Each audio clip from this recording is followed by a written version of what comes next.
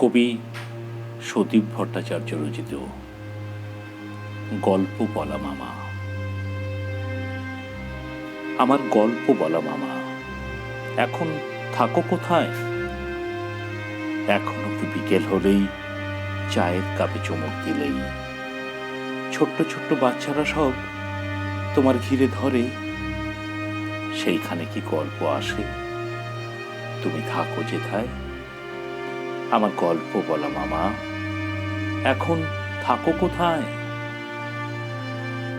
আগে যেমন রাজপুত্তর টগবগিয়ে খোঁড়া, রাজকন্যা ঘরবন্দি দুঃখ দিয়ে মোড়া, এখনো কি দুষ্টু লোকে লাল কমলকে খোঁজে? নীলকমলের তরবারি রাক্ষসের চোখ মুজে।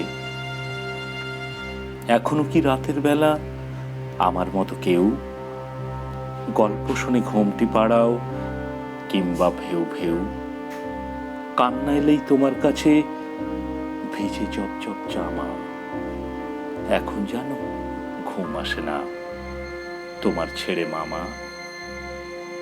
এখন রাতে দিনের আলো, সেদিনগুলো জোনাক চলা, রূপকথারা অন্ধকারে তুমি আছো গল্প মামা। খুব বর্ষায় আকাশ কালো, মেঘ বৃষ্টির হামা, ছোটরা যখন বায়না ধরে আমি গল্প মামা।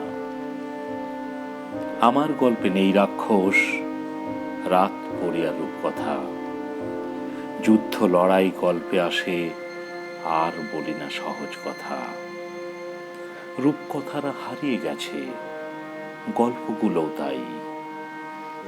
আজ ছোটদের ছোট থাকতে গল্প মামা চাই।